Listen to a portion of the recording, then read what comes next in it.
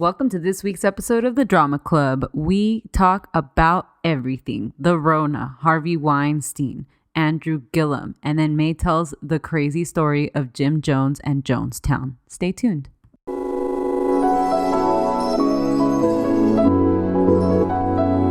What up, fam? It's good, y'all. Feels good, right? Yeah, I know it do.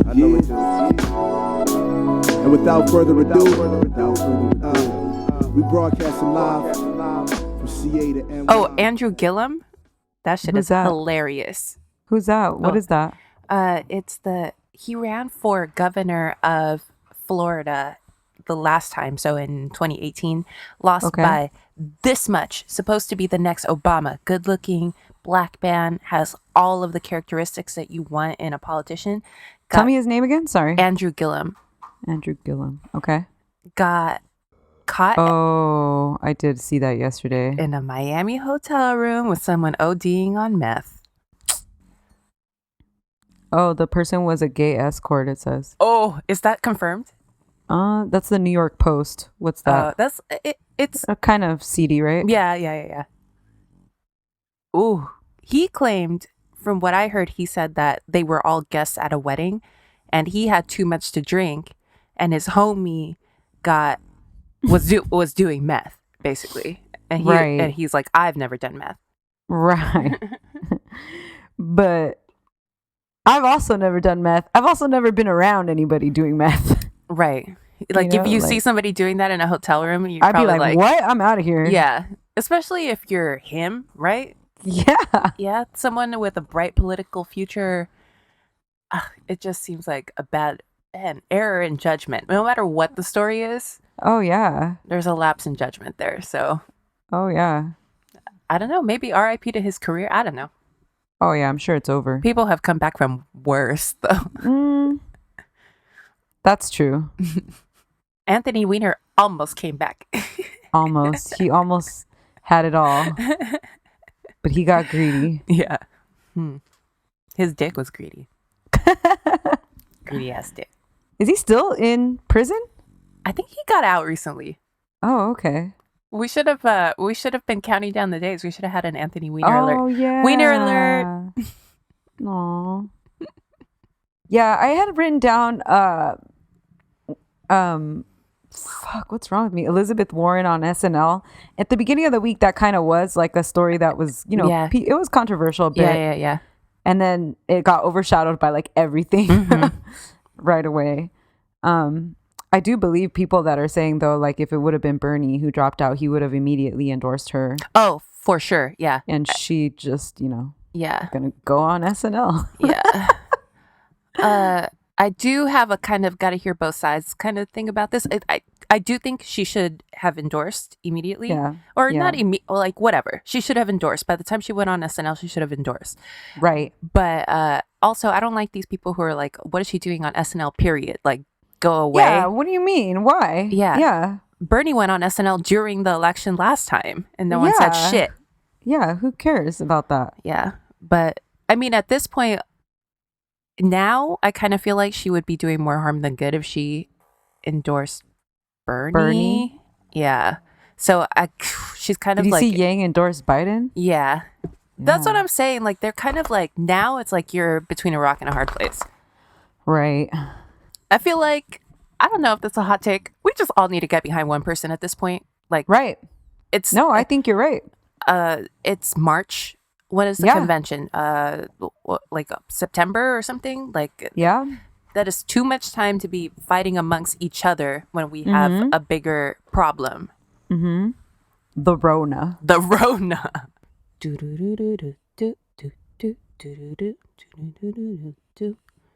The Rona. No, wait. Okay, so we got to talk about the Rona. I know. That's the biggest thing. Yeah. Stay safe out there, everyone. How are you feeling about it? You like anxiety? Yeah, I have worried? anxiety for sure because of my family. Yeah. Because of my grandma more than anything. And we're such a big family. Like, Oh, yeah. And everybody works. So I don't know. And the numbers obviously aren't fucking accurate. So right. You don't really know how many people are infected. And yeah, that's our problem. That's our, yeah. Amongst other things. Yeah, that's our fucking problem. Went to the doctor yesterday. Yeah, you did? Yeah. My doctor was like, you swim, right? And I was like, no, I don't swim, I spin. And she was like, I don't know about that right now. She's like, it's a small room. No, you shouldn't do that. People are like huffing and puffing. Yeah, don't do that, May. And I was like, yeah, you're right. I'll stay away from that. Mm-hmm. I guess I don't have as much, like on a personal note, I'm like immunocompromised. So I like I'm taking steps to protect myself, you know? Right. So I'm not like super scared about the virus itself, but I am worried about how people are fucking acting. That's exactly how I feel. I'm scared of like, I think we are going to have like a food shortage and a water shortage and shit because look how people are acting. Yeah. Yeah, it's not the virus. Right. It's like the public paranoia and panic. Yeah. That's going to cause these greater issues. So and like then, I stopped by the supermarket yesterday. The shelves were motherfucking empty. Oh, it's crazy right now. A single can on the shelf. So I was like, well, I guess I better grab this fucking can then. Yeah. And that gave me anxiety, and I was kind of like, well, now it's like I'm being defensive. Yeah. You know? That's how I feel. But yeah, I don't know. I'm so fucking annoyed about the whole thing and like everything. I feel and like I have to go grocery shopping and it's gonna be wild. I know it. And I tried to order before I went to the grocery store. Oh, me too. And everything's out. Yeah, everything's out. So I was like, I'm gonna have to fucking go to the grocery store where I don't have any business being. First of all, because it was like there's so many people in there. Yeah. So I was like, I'm just gonna fucking go because I know that people are going crazy. So let me just like go get what I can. Got that single can. Got like some sweet potatoes. Like there's nothing. Yeah. I was like, bitch, what is a sweet potato? What am I supposed to do with that shit? Put it in the oven and throw honey on it. Oh yeah. Yeah, that shit's bomb. Ooh, I ate so many chocolate covered marshmallows yesterday. Oh, what? Where'd you get those at? I've been having those, and I was like, well, if this is all I have. You gotta ration them, man. Don't go crazy. No, now my tummy hurts. Oh man.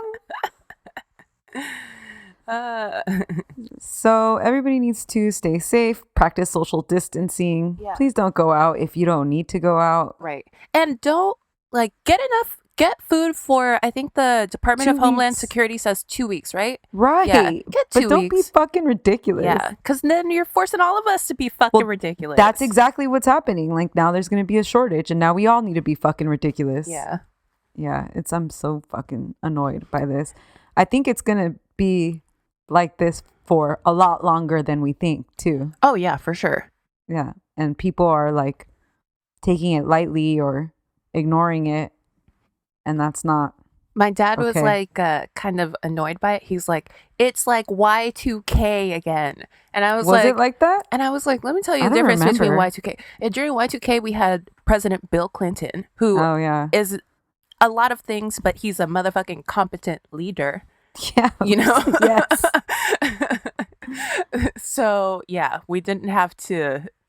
In the worst case scenario, we were going to recover.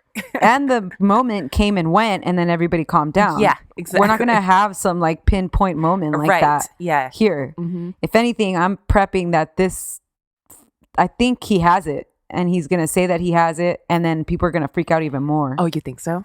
Yeah.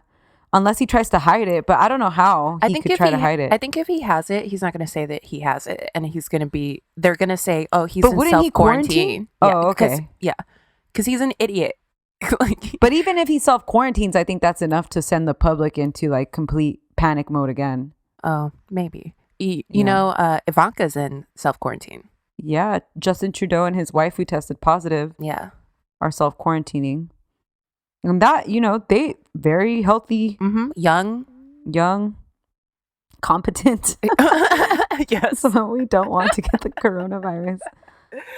Honestly, I don't know if this is bad or dark, but I was like, oh, Ivanka has it. Okay, like maybe that will make him fucking take this seriously. Yeah. I don't know. I think I just keep thinking like how different the response would be if we had literally anybody else in the presidency. Yeah. I have like a serious question, I guess, to pose to my question to someone who is a voter. Like, is this the person that you want in charge of something like this? Right. Honestly, like during an emergency like this? You may like this person, you may like his policies, but in something like this, is this the person that you want in charge? Do you trust this man to make the proper decisions for all of us? Like let's say you don't care about just mankind in general, but what about just you and your family? Do you think that he's going to make the right choices that will help? Or even, you know what? At this point, I'm not even hoping for help. I'm just hoping for don't hurt us. Right. You know, just like the bare minimum. Right. Who was the dude, the Chinese billionaire who donated all the masks and tests? I don't know. I did see that going viral. I don't know who he is, and I don't remember what company it was that he's a part of, but what a fucking hero. What a man. What a person. Yeah, what a thank legend. You to that man. Yeah, thank you to this man. I don't know this man.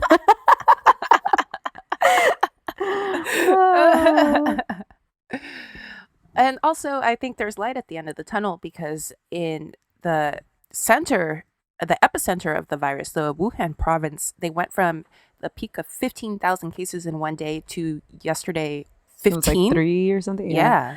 But they self-quarantined everybody for 50 days. They set up a bunch of temporary hospitals to provide testing and treatment. Yeah. And I don't know if we're going to see that happening in the U.S. I know. Capitalism is a hell of a...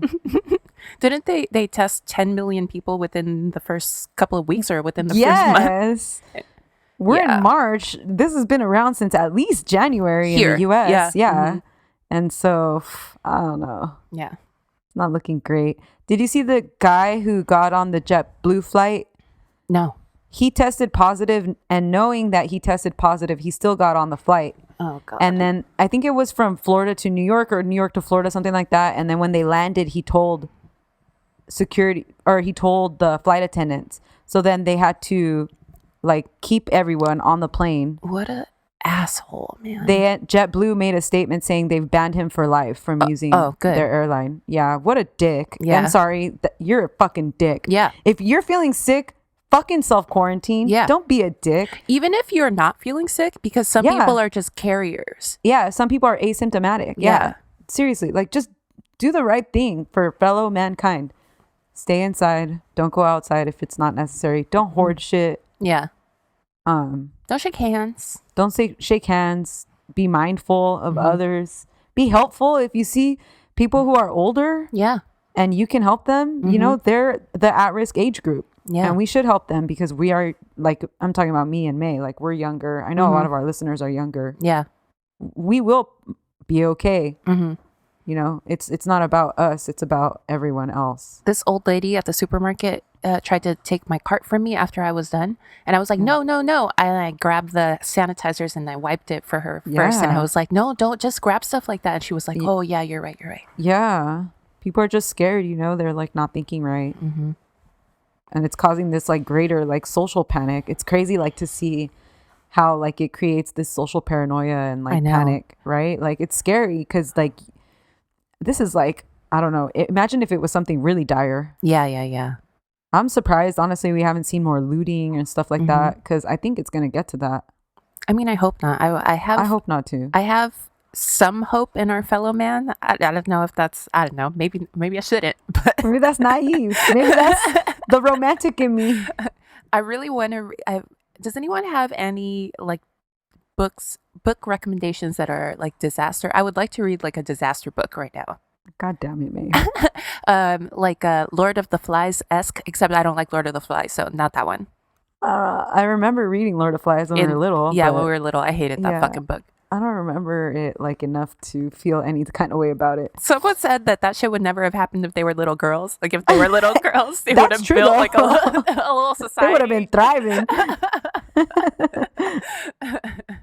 Yeah. Okay. Well, was there anything else? Like, this is like the only thing that's like consuming me. How do you feel about it? You said like kind of anxious, right? Yeah, but yeah, I feel like like you said, we're gonna be okay. Worried about other people. Other people. Me too. I'm trying to be just extra vigilant. For instance, I'm not gonna do spin anymore. I'm thinking about getting that Peloton 30-day free trial though. You should. I've been trying to make plans. I'm like, where am I gonna put it? Maybe in here in the podcasting closet. Or in the garage. Yeah. Yeah, in the garage. Yeah, you should, May. Yeah. Why not? So. I know. I was like, it sucks because I like to run, but it's been raining. I mean, I still ran. I ran outside today, but I don't know how it's going to be the next few days, and I'm not going to go to the gym. Right. That's disgusting. That's what I think. I think maybe I'll take up hiking, like once the rain stops. Yeah, for sure. You know who doesn't have to worry about this? Harvey Weinstein. Oh, that's true. Because he's going to jail for a very long time. Actually, he should worry about it because if it gets spread in jail, it's getting everywhere. Well, my point is he's dying in prison anyway. Oh, that's true. Yeah, so whether it's now or 23 years from now. Right. Yeah.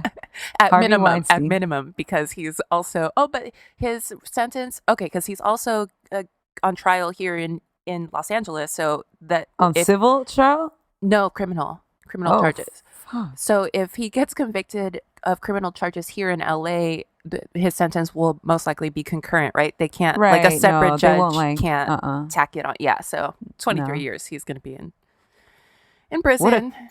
What a feat. I know. And my favorite thing is that before the sentencing, his lawyer said, Judge, Your Honor, if he gets more than 5 years, he's not going to make it in jail because of his health or whatever. And the judge was like, okay, so 23 years. Yeah, good. He's a fucking monster. Yep. Goodbye. Yeah. Sorry to this man. Sorry. Yeah, sorry, not sorry to that man. Yeah. No, but I mean, good point. You're bringing up the jails. Back to the Rona, though. Yeah, seriously. The jail system is in danger. I think we all need to advocate for releasing whoever does not need to be in there. Yep. Because it's a danger to public health. Mm-hmm. And that's what I got to say about that.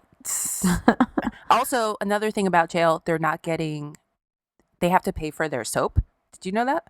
No, but I know. Well, like, what was Tiff saying? They only get to take one shower a week. Yeah. Yeah. It's not the most hygienic place. Right. But they should be getting free soap first and foremost. Yeah. That's fucking ridiculous. It's so fucking ridiculous. Oh my gosh. Please tell me you have an uplifting one today, man. It's not? Oh no. Welcome to the Drama Club. Oh no.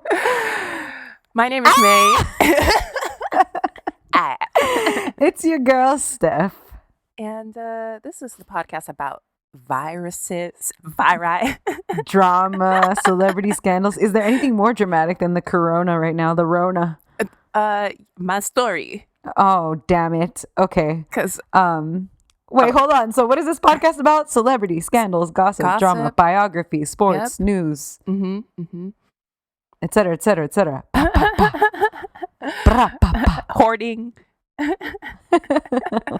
Sometimes 90 Day Fiance. We have fun sometimes, guys. Oh, that's true. Sometimes we do. That's very true. Yeah.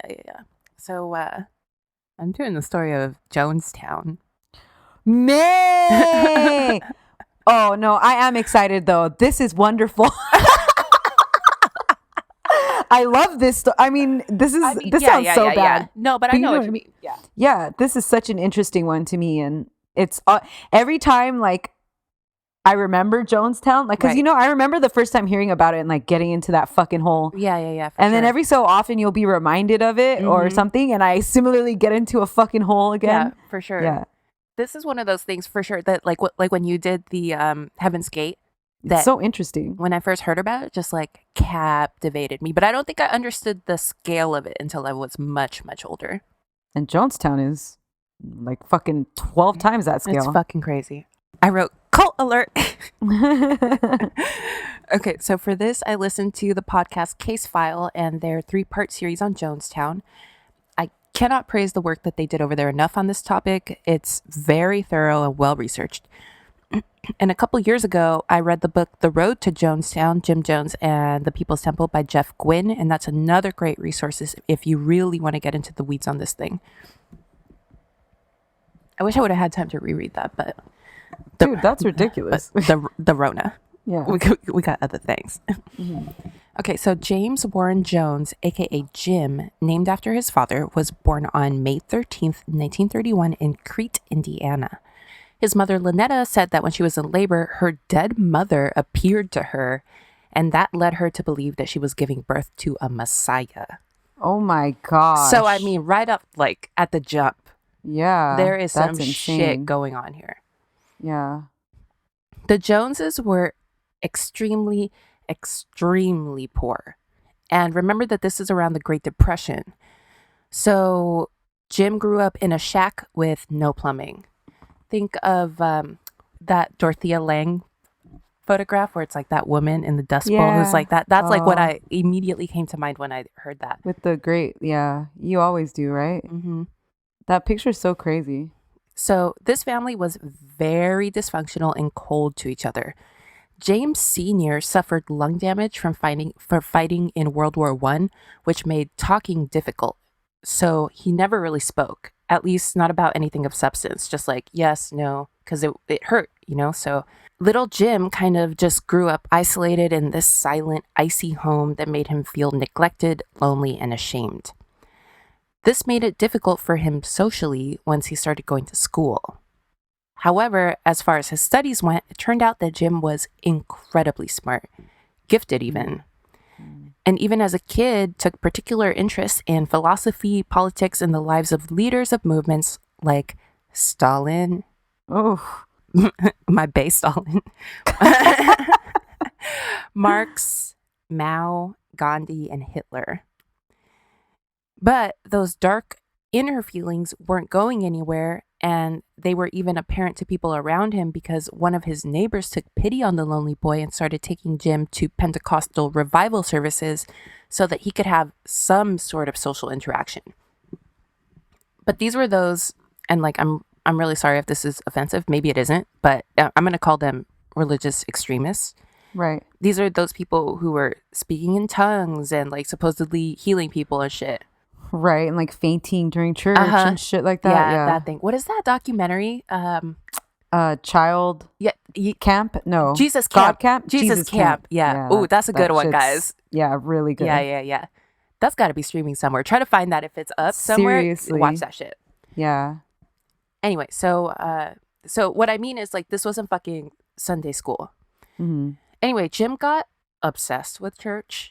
Because, like, this is what he does. Like, he got obsessed with those leaders and he wanted to read everything about them, you know? And he's, like, this voracious reader and he's a good student. So, like, he's like, okay, we're going to be into this now? All right, I'm fucking into it, you know?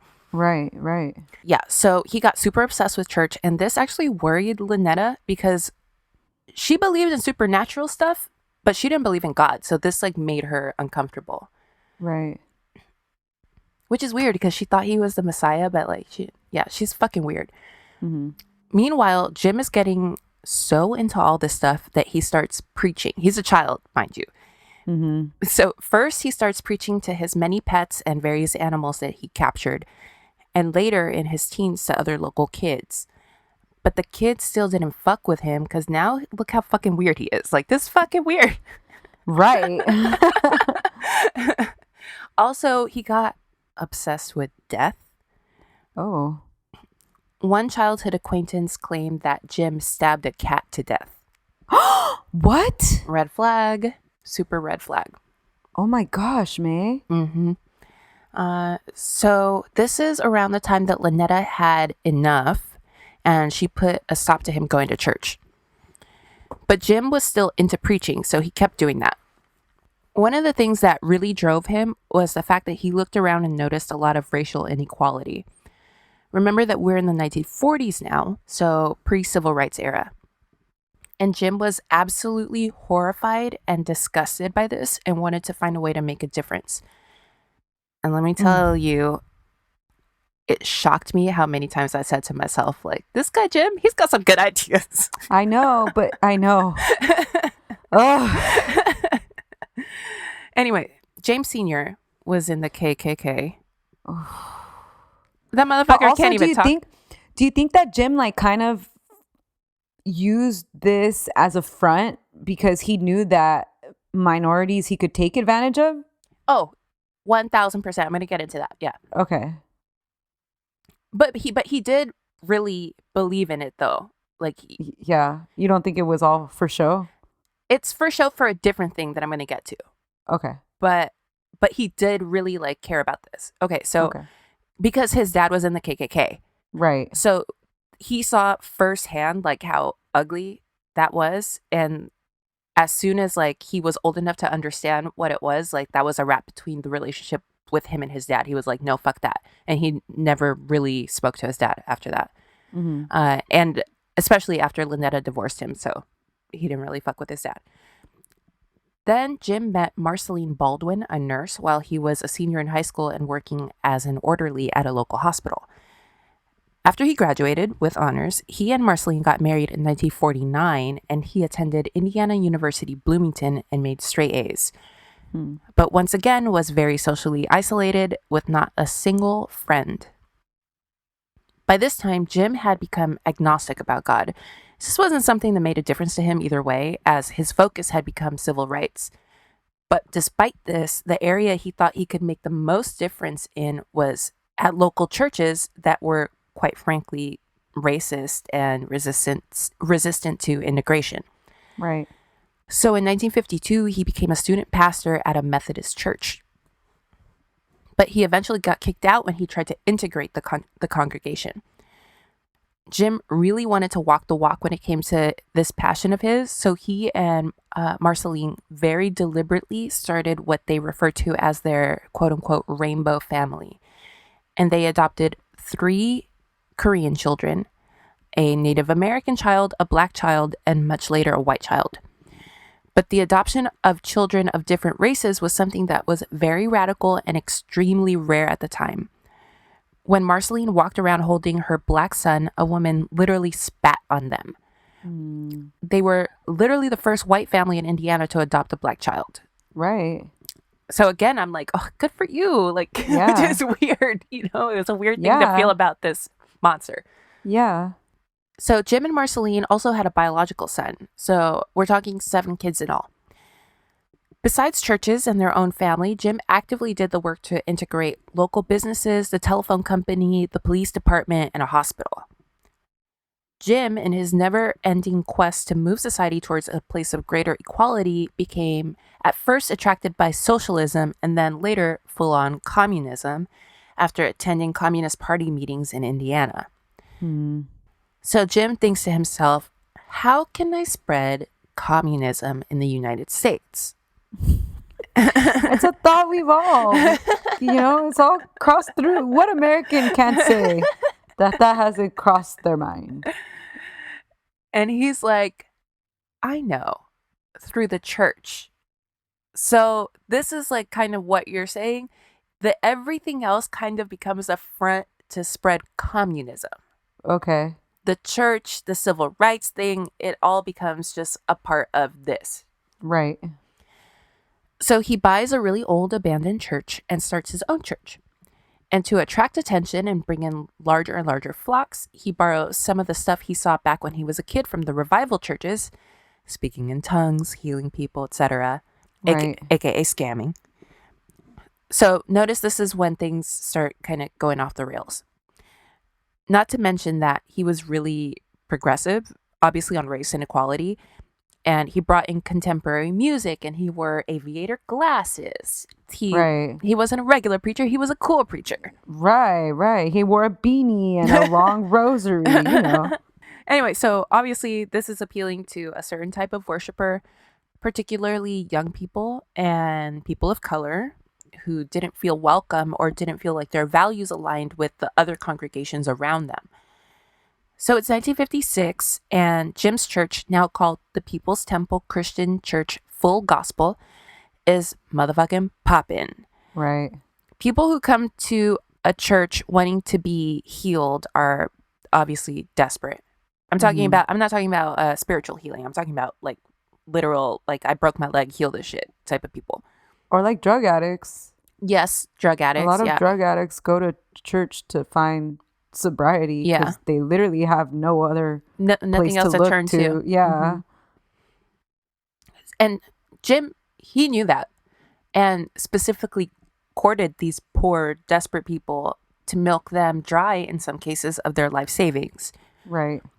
He hired spies to eavesdrop on parishioners or show up at their houses pretending to be census takers or from the mayor's office or whatever, so that or like look through their trash so that when they were in church, he could be like, I can read minds, and there's someone over here that has cancer. You, sir, What? I believe it's you. Am I right? You see everyone? He said, I'm right. Well, come over here. I command the cancer out. You are healed, my brother. Now give me all your money when I pass the collection plate. Yeah. So, I mean, I'm not on his side anymore. Needless to say, I'm not on his side. Yeah.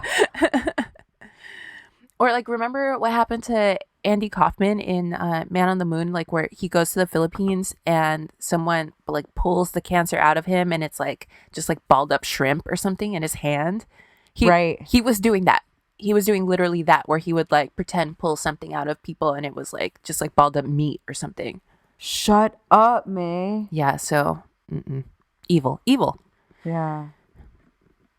Anyway, the quote unquote healings would come at the end, so parishioners had to sit through, you know, a couple of hours of his sermons on improving the rights of women and minorities and the poor to get the shit that they motherfucking came for. Right.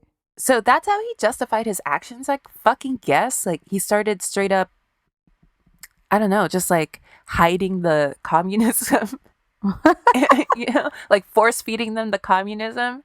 Right. Yeah. Anyway, so he started roofing doubters in the audience. Because, what? Yeah, because people would show up and be like, you're a fucking fraud or whatever. So if he knew that somebody was coming that was like going to be a disruptor or that he knew was having doubts or like some sort of non-believer, he would drug them. And then at some point during the service, he could say, I strike you down dead. And like right when he saw that they were going to pass out or something. And then like they'd pass out. What the fuck, man? And then he'd just keep preaching and people would be like freaking out like, oh my God, he has the power, you know, because he just like killed this person. So then he'd keep preaching, and then later when he figured like he'd look at them and he's like, oh, they're about to come too, he'd quote unquote heal them, you know, and he'd be like, are you ready to accept me? Like, then awaken. And then they'd awaken and all the parishioners would be like, ooh. This is fucking crazy. This is showbiz, baby. I know. This is a circus, a literal circus. Mm-hmm. Yeah, so people love this shit. Yeah. And once Jim had a huge following, he was kind of like, okay, well, maybe we could start phasing out this healing bullshit and like start phase 2 of my agenda. Get all these people to renounce their possessions, become communists, and devote their lives to achieving equality. But people were like, boo! We're not trying to hear that shit. We want. Yes, bring back the healings. And a ton of followers left. And what? Yeah, and Jim was like, fuck that. That's never happening again. Next time, there's not going to be an option for people to leave. Oh. Yeah, so it's getting creepy. No, it's been creepy, but... Yeah, but this is... Cut to circa 1961. Jim had a vision of a nuclear explosion. I should probably mention that Jimmy does a lot of drugs. But, oh, yeah. But more on that later. Anyway, so he starts freaking the fuck out. And we're balls deep in the Cold War now. So honestly, it's a scary time, and it's like kind of a valid fear, I guess. Then in January of 1962, Esquire put out an article about the safest cities on Earth in the event of a nuclear war. And Jim was like, go on, because this is like totally up his alley. Right. Which I feel you, Jim. This is totally an article that I would read. Like if I saw the if I saw the headline, I would be like, okay, let me read this. According to Esquire, this place in Brazil called Belo Horizonte was a prime location. So within a couple of months, Jim moved to Brazil with his family. Right. He chose this place because it was fairly isolated.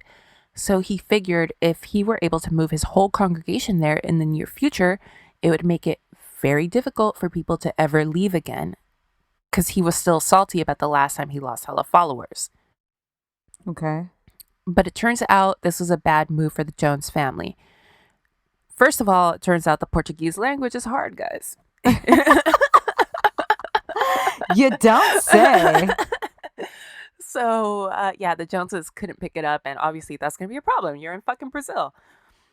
Yeah. When my dude Paul from 90 Day Fiancé learned quite a bit of Portuguese. Actually, yeah. See, where there's a will, there's a way. So, yeah. So second, it was fucking in the middle of nowhere. Right. It wasn't like pop in Brazil. Right. So there wasn't a lot for them to do out there, especially if you don't fucking speak the language. Right. So they ended up moving to Rio de Janeiro. De Janeiro. Okay, now we're in pop in Brazil. Yeah, pop in Brazil. So this was like a year later in 1963. And they actually did a lot of work there helping poor people in the slums. But when the People's Temple back in Indiana called and were like, everything's going to shit back here, we're losing people like crazy, Jim was like, you don't have to tell me twice, and immediately hopped a flight with his family back to the States in December because it was fucking hard down there. Right. Almost as soon as Jim gets back, people start coming back into the church. At the same time, a string of mysterious hate crimes. Ooh. Spoiler alert, they're being fabricated by Jim. Uh-huh. In something I haven't decided if I'm going to call Jussieing or Smelletting. Ooh. Anyway. Smelletting. That rolls off the tongue a little better. Yeah, that's true. Yeah. So swastikas start being drawn on the temple. A stick of dynamite was thrown at them. Jim's car windows were busted in. They slashed his tire. There were like gunshots. It was a whole thing. All like attacking him specifically? Yeah. Okay. Well, that's smart because at least, I mean, no, it's not smart, but I mean, I wouldn't want him to be doing these fake things to someone in his church. Oh, yeah. Well, right? I'm not sure, but I think like the stick of dynamite was like thrown in the church or something. Oh, okay. Oh, gosh. So Jim is like, I don't know, guys. I think Indiana hates us. They're too racist. We should probably move somewhere else, right? Yeah. Also, Jim starts preaching about the apocalypse. Ooh. Yeah. Shit. Because, also clearly these people fucking love drama. So they're like, ooh, the apocalypse? Yeah. Yeah, they kind of like thrive off of that, like fear. Fear, yep. Yeah. So he told them that nuclear war would begin on July 15th, 1967, and that they needed to move to safety so that they could rebuild the world as a socialist utopia. So the People's Temple hit the road. They're going back to Cali, and they moved to newly purchased 60 acres of land in Redwood Valley up in Northern California.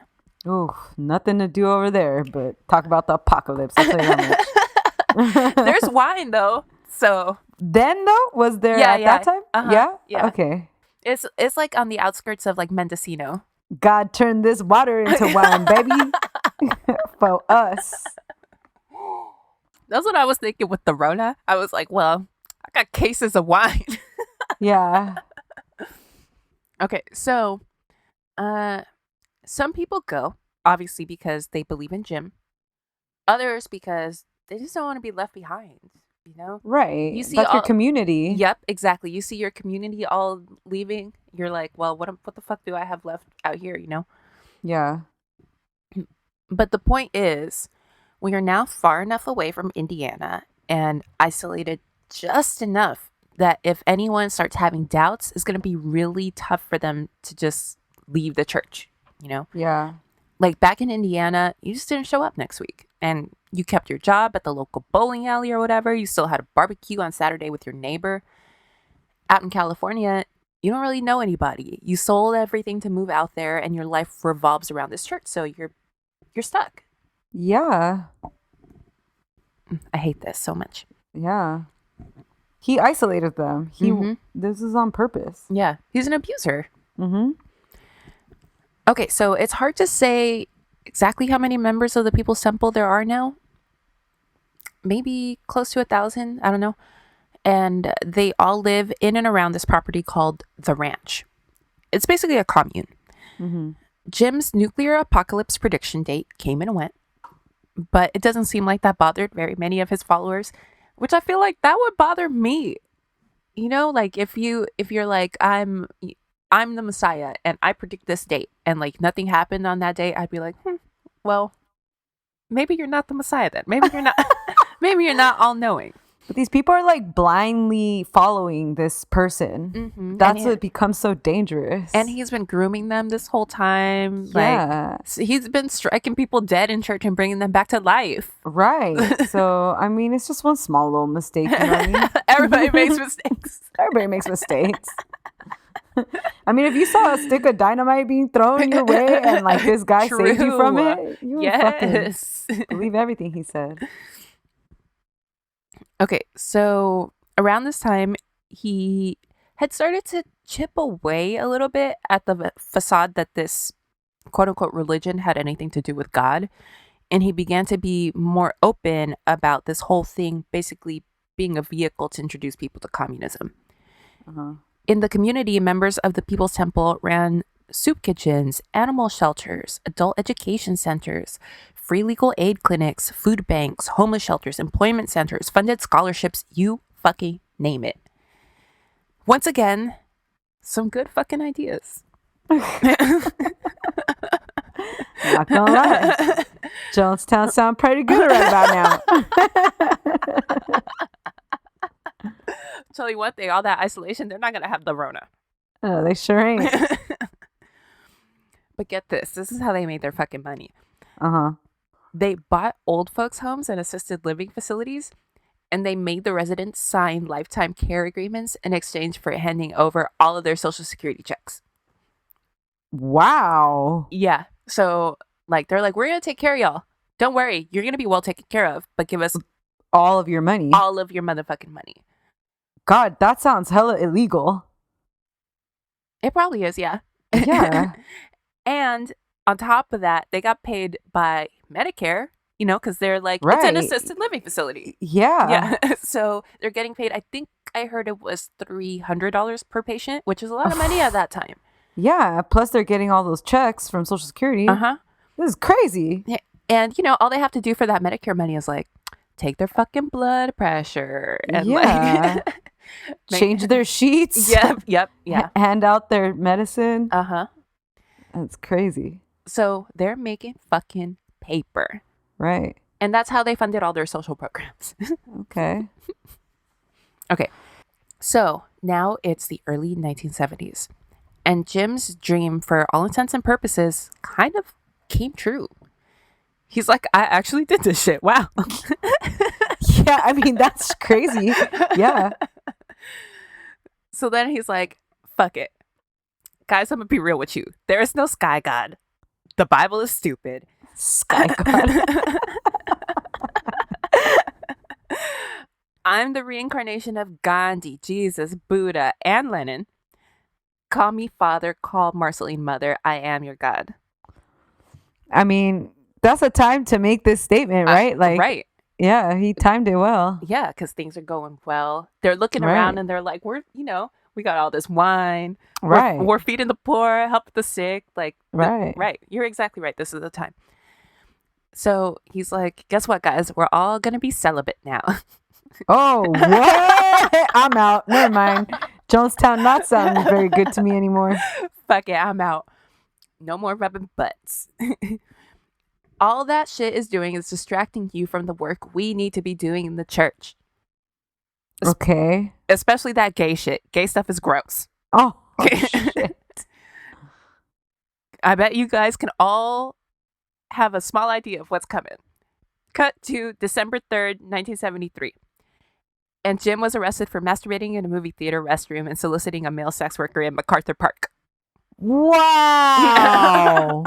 Whoa. Put that up there with Gillum. That's wild. Shout out to MacArthur Park. Yeah. Hey, also, what a fucking flex. Langers, Wow. get a number 13 sandwich while you're down there having some sex. Crazy, man. How did you can't do that, dude? You can't do. Now you crossed the line. Yeah, you can't be setting up all the shit you're setting up and then fuck it up like that bad all at once. And you're at MacArthur Park. You need to get a fake ID. I know. What are you doing at MacArthur You needed to hide some bodies in the And fucking now you lake. throw a gun in the fucking pond. What the fuck? I'm gonna grab a Raspado and a blowjob real quick. Well, I'm back in, baby. That sounds good.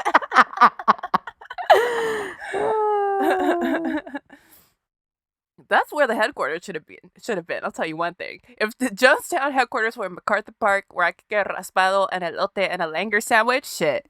Yeah. Sign me up, baby.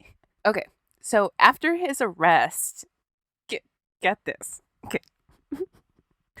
He told his followers that he only had gay sex for other men's own good, so that they could feel connected to him symbolically, like closer to God, closer to him.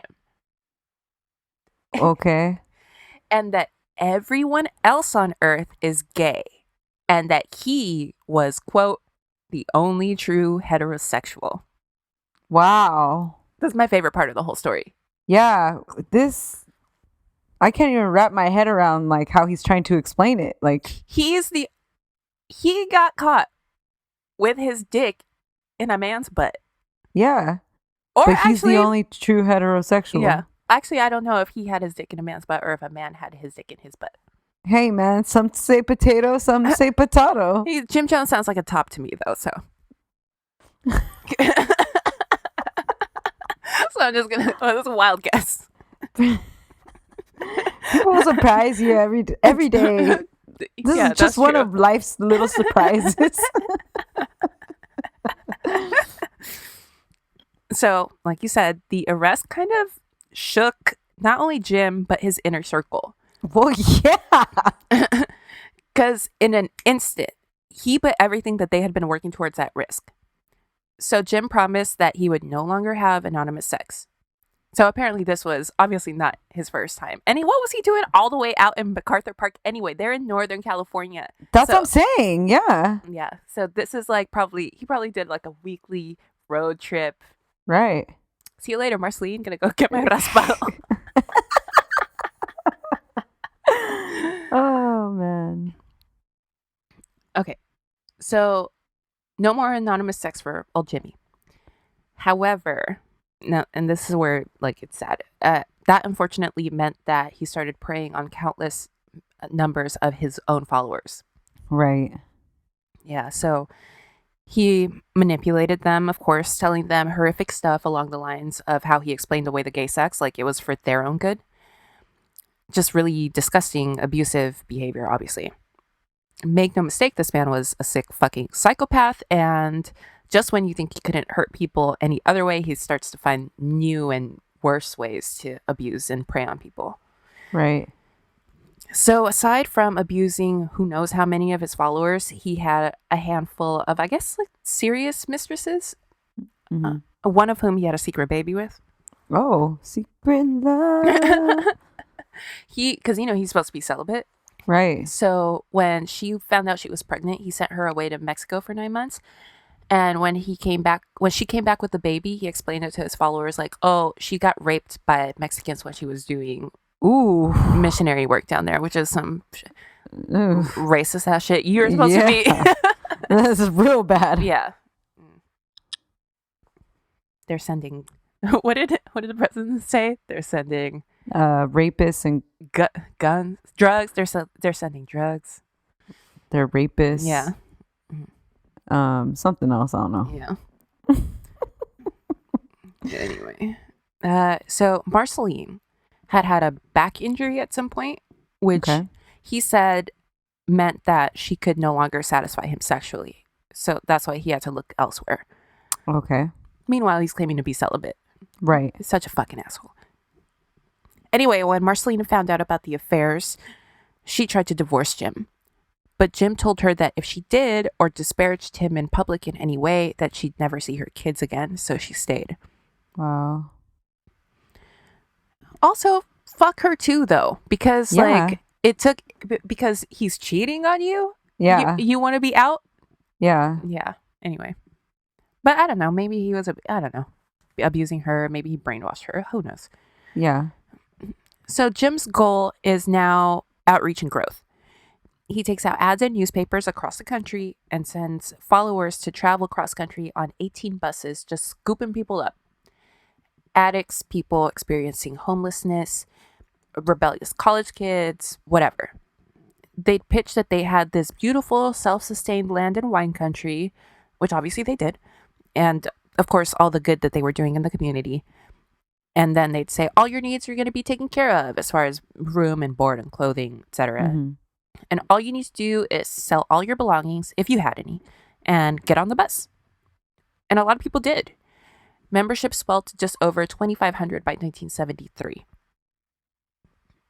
And now Jim had sort of a better mix of people for his purposes, because most of the original Indiana crew were devout Pentecostal Christians.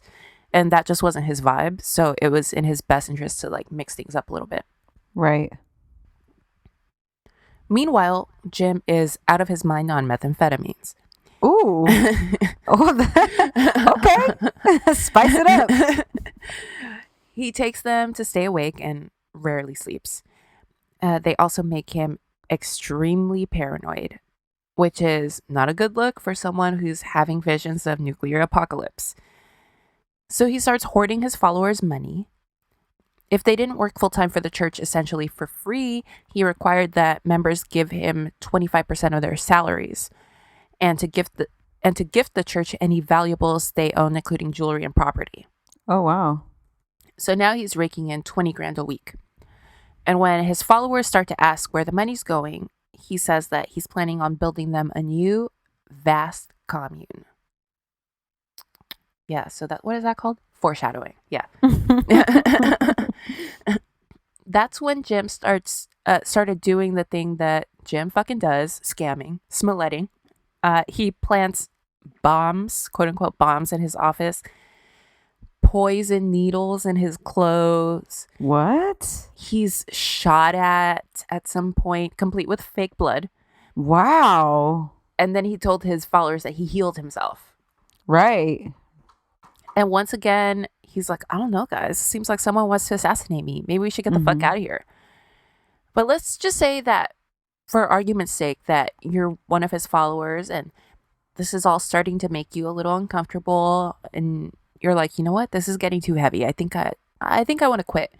Right. Jim enacted a policy where everyone had to sign their names to the bottom of a blank document that he threatened would be filled in with confessions for crimes like murder or rape or otherwise painful or humiliating information that he would turn into the authorities or your family back home. If you remember, NXIVM did something similar. Right. Where they made people record themselves doing or saying like the most horrible things that they'd ever done. Right. And then they'd use it as collateral, like to blackmail them later in case they ever wanted to get out. Right.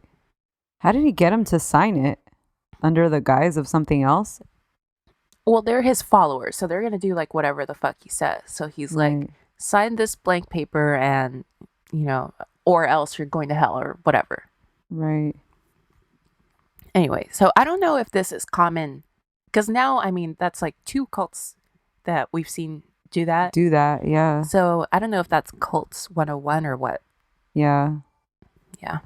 But I mean, it has to be because you have to have some sort of way to force people to stay in. At least with Heaven's Gate, everybody was willing. Yeah. Like, you know, I mean, that's a silver lining. I know it's awful, but everybody was like you could see the videos that they took right before they're like happy, very happy and like excited. And I mean, obviously these are people who have underlying conditions that needed treatment, but they weren't forced by Bobo or whatever his name was. Apple And Coco, something like that. I don't know. Not Coco.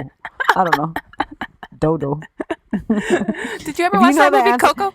Yeah, I took my mom to go see it in Spanish. Cute, huh? Yeah. What were you gonna say if you know the answer? If you know the name of the guy, I did the episode on it. I don't even remember his name. Marshall. Yeah, Marshall. You're right. Apple, but he made his name something funny. It was like Little Bo Peep. Yeah, Bo and Doe, I think. Oh yeah, that's right. Marshall Applewhite. Yeah. I'm sorry. Sorry to this man. Okay, so we're still in 1973, and the People's Temple was founded in 1956. Mm-hmm. So Jim has been at this for 17 years.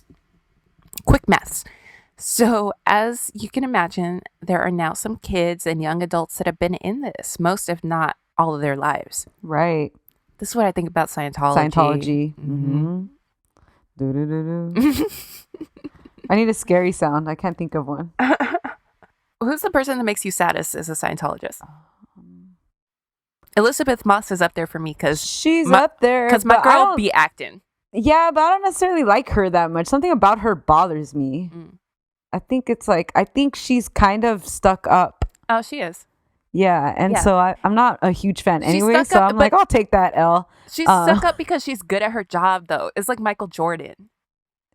Is that why she's stuck up? That's how I feel about it. I'm like, she's like, but you know what? Meryl Streep don't be acting like that. I know. That's what I'm saying. She's someone. So whatever. I'll take the L on that. I don't really care as much that she's Scientologist. Juliette Lewis is probably for me. So because I really like the movies she's in for the most part. She's so fucking great. Yeah. Not that I think she's particularly a good actress, but I just think she makes really good, cool choices. Yeah, she does. And she's just seems cool, not stuck up. I actually just saw. I like embarrassed that I even watched this movie, but Ma with Octavia Spencer. Yeah. Juliette Lewis is in that too. Okay. And they're the two adults in that movie, and I'm like, ladies, you are so much better than this. Both of you. Octavia Spencer has a motherfucking Oscar. Anyway. Yeah. Don't watch that movie, guys. No, or watch it right now that we're gonna stay in. You know. Also, want to watch Contagion. Oh yeah. Oh no, I'm not watching that shit. But yeah, I remember that movie. Beck, but he's out, right? Beck is out. Yep. Yeah. We got him back. He's back, baby. Yeah. Not and everybody else. I'm like, whatever. Why does it say Jerry Seinfeld's a Scientologist? Oh no. Oh, Jerry. Jerry doesn't care enough about that shit. Yeah, he's Jewish. Yeah. The fuck are they talking about? But if Jerry Seinfeld were a Scientologist, though, that would be the number one. My number one. Yeah. Tom Cruise, I don't give a fuck. Go ahead.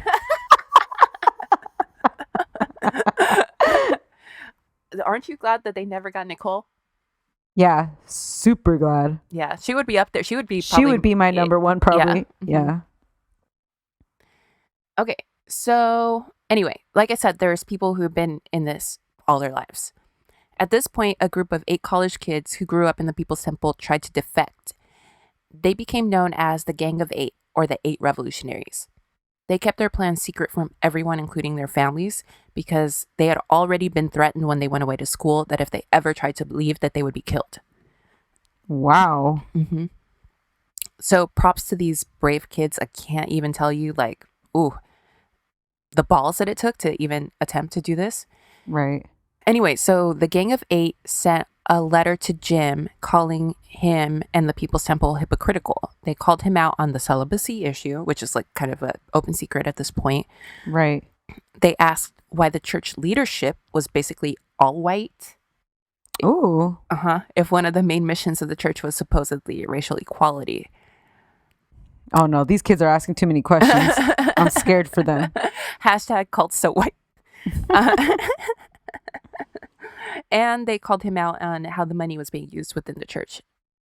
And also why, if they're communists, why are the people that gave the most money have the highest positions? Right.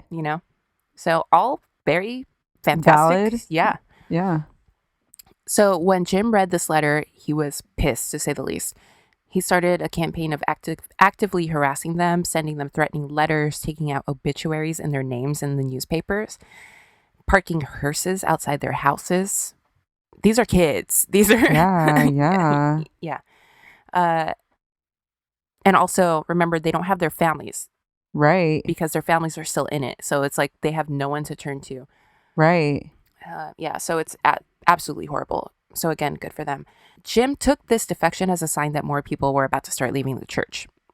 So he decided that he needed to tighten the reins on his people. He started a campaign of abuse and discipline where members were humiliated by being berated in front of the entire congregation, sometimes for hours, and or being violently whipped on stage with a belt. What? Mm-hmm. This happened to both children and adults for transgressions as little as hugging, smoking, or made up shit like, oh, you were selfish. What? So it like could happen to anyone at any time for anything, basically. These punishments became more and more extreme. People were forced to eat their own vomit. They were kept awake for days, all just like your basic CIA torture shit. Right. I fucking hate this man so much. And the fact that this was happening to kids too is like... Right. Okay, so this is also around the time that Jim started talking about revolutionary suicide. To be clear, revolutionary suicide was a concept that was introduced by Huey P. Newton of the Black Panther Party in the late 1960s. Huey meant that during the fight for civil rights, activists would inevitably die for the cause, not by their own hands, but right at the hands of others who opposed what they wanted to achieve. Think Martin Luther King. Right. So what he meant by it was doing the work despite knowing that there was a good chance that it would get you killed. Right. Jim corrupted this idea to mean literal suicide. The Gang of Eight leaving for him just set off this notion in his mind. He talked about filling the church buses with followers and driving them off the Golden Gate Bridge. Oh my gosh. When some of the inner circle pushed back on this, telling Jim to kill himself if he wanted to, but to leave the rest of them out of it, yeah, Jim declared that no, he would be the only survivor so that he could tell the world exactly what happened and why they chose to die for their cause. Oh. Also, just remember that documentary, The Bridge, if you would like something else disturbing to watch during the... Oh my God. Remember that one? Yeah. Oh, I got chills. Mm-hmm. On New Year's Day, 1976, at a gathering with some of his followers, Jim brought out trays of wine to make a toast. Each person in the room made the toast and chugged the wine. Then Jim told them that they'd just been poisoned. People started freaking the fuck out, of course. Right. Jim announced that anyone who tried to get medical attention was a traitor and that he was keeping a close eye on anyone that made any attempts to save their own lives. The older folks became weak and started to faint. Right. After about 45 minutes of this pandemonium, people realized that it probably wasn't true. But Jim admitted that it was a test and told them that they should all be ready to commit revolutionary suicide. Wow. And that, quote, the last orgasm he wanted to have was death, and that he wanted to take them all with him. Whoa. By 1977, when all these extreme practices started to leak to the press, a lot of antennas went up about the People's Temple. For one, they started to become very important in Bay Area politics. Remember that they do a lot of good in the community. So people love them. And an endorsement from them was a must if you were going to win an election in the Bay Area. So Jim counted as friends and allies some of the most successful Bay Area politicians, including Willie Brown and Harvey Milk. So the media started to do some digging because now they're major political players. So right. They're getting all this attention. And also people are starting to be like, listen, things are going off the rails over here. There's the suicide thing that just happened. And so they're getting leaks, and they start to do some digging. And they pretty quickly uncovered a lot of their dirty secrets, from the torture to the fake healings to the sexual abuse, and at least 7 suspicious deaths of People's Temple members. Oh my God. I won't go into all of those, but yeah, there was one person who Jim was I predict that this woman's going to die tomorrow. because she was like not talking shit, but she was like starting to ask too many questions. Mm-hmm. And he was like, I predict that you're going to die tomorrow. And she was found hanged the next day. One of his bodyguards, another person asking too many questions, was shot like a few weeks later. It was like 7 of those where it's too many coincidences. It was weird. Right. Marshall Kilduff at the San Francisco Chronicle put together a pretty scathing expose on the People's Temple, including firsthand accounts from members of the church and on-the-record interviews with former members. But he received resistance about publishing it at the Chronicle because Jim had connections there. So while Kilduff shopped the story elsewhere, Jim was tipped off that the story was about to drop. And that's when, seemingly overnight, Jim and hundreds of his followers picked up and moved to one of the church's compounds in South America in the nation of Guyana. Jim had first visited Guyana on a layover several years ago during that first trip to Brazil. So this was quite a while in the making. It was an isolated, English-speaking socialist country, which really appealed to Jim, and he kept it in mind until he finally had the cash to lease some land there years later in 1976. Jim made a deal with the Guyanese government to develop the land in exchange for a 25-year lease at only $1,000 a year.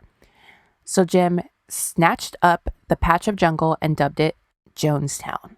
The problem was that it was literally a jungle. The first 50 or so People's Temple members that got there when he got the land. So this is before the overnight trip where like a lot of people went. Right. But like the first people who got there had to straight up clear the jungle with machetes. And keep in mind that these are just regular schmegular folks. These aren't engineers or contractors or construction workers. Right. So they're doing this backbreaking physical labor, 12, sometimes 16 hours a day to make this a livable commune. And at first, there's not that many people there. And this is like a lot of land. They had a few cows, they had chickens, they had pigs. They were eating well. They were doing a lot of physical labor, but they were okay. Right. But then as they started to clear more and more of the jungle and more people started coming, supplies started to dwindle and life became harder there. So as the jungle cleared and more members trickled in from California every so often, they kept building it out over time. So that by the time Jim made the move, they had cottages, an infirmary, warehouses, farmhouses, feed storage. They had honestly fucking a lot, but they weren't ready for the mass exodus from California to happen all at once like that. Right. So they weren't nearly ready enough for that many people because there were nearly 1,000 people now. Not only did they not have the infrastructure, but they didn't have the food or the resources. So the socialist paradise that Jim had been promising them that they were going to is in reality a few shacks in the jungle. Right. And they were expected to help build it out. The existing cottages were only meant to house 4 people, but now they were busting at the seams with 10 or 12 people per cottage. But despite this, the followers weren't panicked yet. They were unhappy for sure. They were like, you lied to us. But they figured that they would only be there for a few weeks or worst case scenario, a few months, and then they could all go back home. But Jim knew that he could never go back home, so no one else could either. The secret was out about everything he had been doing to his followers, and he would surely get swooped up by the FBI if he ever set foot in the United States again for human rights violations. Right. So now the residents of Jonestown are subsisting on rice and gravy, literally doing backbreaking slave labor in the hopes of fulfilling Jim's dream of creating a socialist utopia.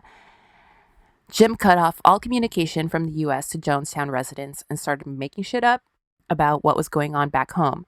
He told them that a race war had happened and that thousands were dying in the streets, that Black people were being sent to concentration camps. And then he started orchestrating fake attacks on Jonestown by asking his sons to go into the jungle and start shooting at the communes. Not at people, but just like at buildings and stuff. Right. And then he told his followers that they were under attack by mercenaries and they needed to stick together and form an army because they couldn't leave. And they didn't have access to like news or anything. Nothing. Back at home, right? So, Nothing. Oh, fuck, this is crazy now. So as far as they know, there is no home to go back to because he said a race war happened. And they probably didn't have their own money anyways to like be able to get out of there. Right. There's some there's I think a total of 2 people that tried to escape. They walked into the jungle, and they're a day's walk away from civilization. So they walk into the jungle, and they show up at like the city, and like they knock on the door. Not that there's a door to the city, but you know what I mean. But they're like, "Listen, crazy shit is going on over there." And the Guyanese government was like, "Are you sure? I think you should go back." You know? Yeah, it's bad. Wow. Yeah, so people are shooting at them from outside Jonestown, and he says, like, we got to stick together. We have to form an army because we can't leave, or we're all going to be captured and tortured by mercenaries.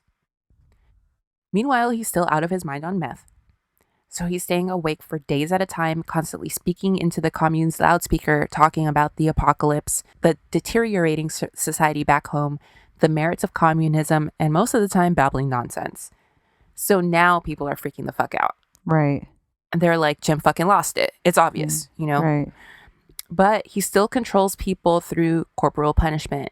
All the same things as before. The beatings, the eating vomit, the keeping them awake for days at a time. He locks dissenters in small boxes, again, for days. He drugged people until they nearly overdosed. He made people till the land by hand for days and days. And again, this is just like before. This is for you hugged someone. You you said, I want to go home. That was enough to cause you to be punished like this. Things were getting so bad that people would quickly report any infractions, big or small, by the people around them so that they didn't incur the wrath of Jim. Fuck. So it's like your husband and your wife might be like, oh, my wife said she wanted to go home. And then like she would be sent to be like locked in a box. Or little kids. Yeah. Little kids would be like, my daddy said he wanted to go home. Yeah, they were gone. Ugh, okay. And Jim started doing what he called white nights. A white night is when he would awaken his followers in the middle of the night through the loudspeaker and force them to the center of the commune with armed guards. Oh, by the way, he started smuggling in weapons. Oh, great. Mm-hmm. Yeah. He would then preach to them and ask who was ready to commit revolutionary suicide. The first time, not many people said yes. I think they said like 2 or 3 people raised their hand, and they were only like the inner circle people. Mm-hmm. Mind you, these are almost 1,000 people and over 300 children. He then forced them to drink a poison, either at gunpoint or by holding them down and shoving the drink down their throats. He'd then tell them they'd be dead within 45 minutes and to welcome death. Spoiler alert, it wasn't really poison. Right. He'd do this every week or two until he groomed them to just fucking want to get it over with, you know? Right. They're doing backbreaking work all 16 hours a day, and then he's waking them up in the middle of the night and telling pretending them to do this. To poison them. Yeah. So it's not even real. So they're just like, come on. Exactly. So at some point they're just like, ugh, or whatever, you know? They're completely desensitized. Mm-hmm. Those who resisted were, of course, punished in brutal and horrible ways in the coming weeks. Although there were some people who actually wanted to die at this point because things are just fucking bleak. You know, they weren't eating. People were sick. Right. They're doing slave labor. It's just like some people were just like, yeah, I do want to die. So if this is the time that he fucking really does it, I'm fucking ready to die. Yeah. And like I said, this happened over and over and over again. Right. Meanwhile, back at home, all these people have families. I mean, they do back home, you know, or people, neighbors, or people who wondered what happened to all these people. So people back home are starting to raise a fuss and ring the alarm. And they start talking to their congressmen and to their mayors, and especially in the Bay Area, they're like, what the fuck is happening? That shit is not normal. Right. They just took off overnight. They're never coming back. So finally, they get to a congressman, Leo Ryan, a fucking hero, who is like, you know what? I'm going to investigate. So first he tries to investigate from home. Right. Meanwhile, most of the politicians, because remember they had been like really close with politicians up there. Yeah, in cahoots kind of. Yeah. Most of those people weren't doing shit. Harvey Milk actually was like, don't worry, this is a great man. Whatever's going on down there, don't worry about it. Right. I mean, shout out to Harvey Milk, but that was a misstep. Right. But anyway, Congressman Ryan is like, he's getting all these affidavits from people talking about like, you know, I haven't heard from my family. They would be sending letters at least, you know, if they were safe, they would be sending letters. So he got together with a couple of the people that had investigated the JFK assassination and the U.S. intelligence agencies. And they were like, you know what, something's going on down there. So he took it upon himself to put together a little team to go investigate. So in November 1978, Congressman Ryan went down there himself to Jonestown to investigate the human rights abuses. So it was him, a few relatives of the temple members, an NBC camera crew, and some reporters, some newspaper reporters. They arrived on November 15th. 2 days later, they traveled by plane to Jonestown, and then they were met by Jim Jones in a limousine, and then he showed them all the nice parts of Jonestown.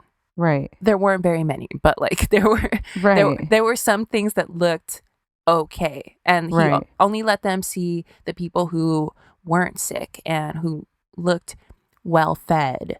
But then as Congressman Ryan was going around, he would kind of ask people, do you want to go home?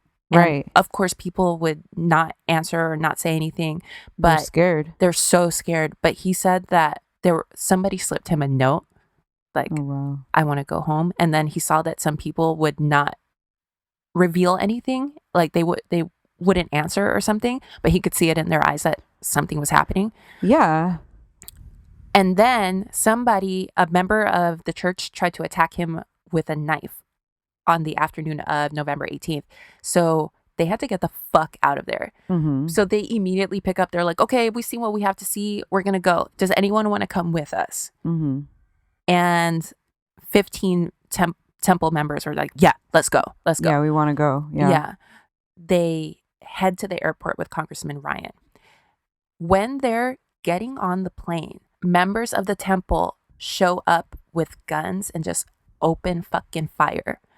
And Congressman Ryan shot and killed immediately. And then 4 other members of the party were killed, including an NBC reporter, Don Harris, NBC cameraman, Bob Brown, San Francisco Examiner reporter, Greg Robinson, and a member of the temple, Patricia Parks. Surviving the attack were future Congresswoman Jackie Spear, Richard Dwyer, the deputy chief of the mission from the U.S. Embassy, Bob Flick, a producer for NBC, Steve Sung, an NBC sound engineer, Tim Brightman, a San Francisco Examiner reporter, Ron Javers, a Chronicle reporter, Charles Krause, a Washington Post reporter, and the rest of the members of the temple. And they all just like disperse into the jungle. Right. Most of them are wounded, mind you. Mm-hmm. So they're in the jungle hiding, and they can hear that they're still being shot at. Mm-hmm. So all they can do is hide out. So flash forward a few days, those people are still in the jungle and their wounds are infected. There's maggots in their wounds and stuff. And they finally think, oh, it's safe to come out. And those people are saved. Thank goodness. Yeah. Okay. But back at Jonestown. So the shooters go back to Jonestown and they tell Jim, they tried to get away. We shot them. It's done. Yeah. That's when Jim is like, all right, it's time for the real white knight. It's time for revolutionary suicide. Right. So he had employed a member of the church who was not a doctor. He pulled him a few months back from med school and told him, what do you think is the best way to kill 1,000 people? And this guy was like, cyanide. Yeah. It was like, cyanide, I think is like, it's the easiest way to do it. So he was like, cool. Figure out what the proportions are. Get it done. Yeah, what flavor you think would be the best? Yeah. So he calls everybody into the center of the commune, and they're thinking, oh, fucking again, right? Yeah. But that's when they realize, like, this can't be the same as before because the congressman was just here. Yeah. He had to leave with a quickness because someone just tried to kill him. Like, this is it. Yeah, shit is blowing up. Right. So he's on his loudspeaker fucking preaching about the apocalypse as per usual. And he's like, all right, it's fucking time. So now the people who were kind of like, oh, I just want to get it over with. Like before, they were like, no, we're not doing this. And they were forcibly held down, injected with poison, with cyanide. Babies were injected with cyanide. Mothers forced their children to drink cyanide. They were forced at gunpoint. All in all, 909 inhabitants of Jonestown, 304 of them children. That's fucking crazy. Died that day. And a lot of the last preaching or whatever he was doing is recorded. You can listen to the audio recording. Yeah. It's all recorded. If you want to listen to that podcast, a case file, it's like, it's all happened. You can hear sometimes the screams in the background. And you can hear people like trying to argue with him, like why, and like all this stuff, like, and oh, it's so awful. Yeah. So he's telling them, you know, this has to be done this whole time. He's like, it has to be done. I've been trying to negotiate with the Soviet Union to take us in as refugees. They said no because we just killed the congressman. Yeah. This is it. We have no choice. Yeah. So cyanide and Kool-Aid. Grape flavored, if anyone's interested. That's where the saying comes from. They drank the Kool-Aid. Drank the Kool-Aid. Yeah. All right. So Jim Jones. Now he's alone in his fucking house. Marceline is dead. She's been poisoned. His sons, a couple of his sons drank the Kool-Aid. Mm-hmm. A few of his sons actually weren't there because there was a team of... Like a basketball team or something, right? Yeah. They played on a basketball team and they were a few towns over. Right. And when it all started going down, he called them and he was like, come home right fucking now. And they were like, no. And they were like, no. Right, exactly. His son was like, I don't know. Like, this sounds bad. So they tried to ring the alarm, actually. Yeah. And no one listened to them. They were like, you're fucking crazy. The congressman is down there. It's fine. Right. There are some of the survivors who will still talk about it often. Yeah. His son, Steven, is the main one. Mm-hmm. Yeah. So anyway, so Jim is like delirious on fucking drugs. He's now not only taking the meth, but he's also on phenobarbital, which is an anticonvulsant. It's a depressant. So he's like fucking taking everything. And he's seeing all these people dying horrendous deaths. That's another thing we need to mention, that cyanide is not a quick and painless death. No. It's like people will start foaming at the mouth and convulsing and yelling and screaming in pain. And anyway, so he saw all those other people dying like that. He was like, not for me. Mm-hmm. And my dude kills himself via a gunshot wound to the head. Mm-hmm. That was it. All of a sudden, it was over. Only a handful of people were able to escape. Like I said, the remaining 14 temple members who fled into the jungle, the kids who were playing basketball a few towns over. Right. And there were some people who, like, when he was making the last loudspeaker announcement to go in there, they fled and into the jungle. Yeah, into the jungle. There were a couple. There was one old man who he didn't go because he had been sick. Right. And he was just like, ugh, like, this is another fucking white knight thing. So he just hid out. Stayed, yeah. And then when the armed guards came to make sure that everyone was out of the fucking barracks, he hid in a ditch and he just stayed there. Yeah. When Jim's son, Stephen, got back and saw what the fuck happened, he went back and called the authorities and they came to check everything out. And then that's when they saw the fucking bodies. Wow. And it looked, I can't imagine coming upon this. It has to be horrible. So the scary thing that you always hear people talk about is that they thought, oh man, there's like 200 people dead here. But they didn't realize that the bodies were like 3-4 layers deep. Yeah, it's like a dog pile of bodies. Yeah. So once they started moving people, they were like, oh fuck, there's 1,000 people here. Right. Yeah. So that's pretty much, I mean, there's nothing else that really happens after that. That's the story of Jonestown. That's fucking crazy, man. It was like the biggest suicide or mass death of Americans before 9/11. Yeah. Right? Like forever. And when you think about it, it's a third of the people that died at 9/11. So it's a shit ton of people. It's an insane amount of people. It's ridiculous. Yeah. Super scary. Good job, May. Thank you. I feel like there's some heroes in that story. Congressman Ryan, and Jackie Spear also, who's now a congresswoman. Yeah. The fact that they were like, fucking somebody has to do something, and it's gonna be us. Like the fact that they went down there and did that shit. Yeah. Yeah. Oh, thanks for listening, guys. Sorry, I forgot. We're the Drama Club. Hit us up on Instagram and Twitter at Drama Club Pod, on the website dramaclubpod.com. On the hotline, 505-539-0556. At our P.O. Box number 27433, LACA 90027. Leave us a review wherever you listen to podcasts, unless you don't like our Michael Hutchins episode. Yeah, then don't leave us a review. And tune in next week. Bye. Bye. However, whatever with your helmet.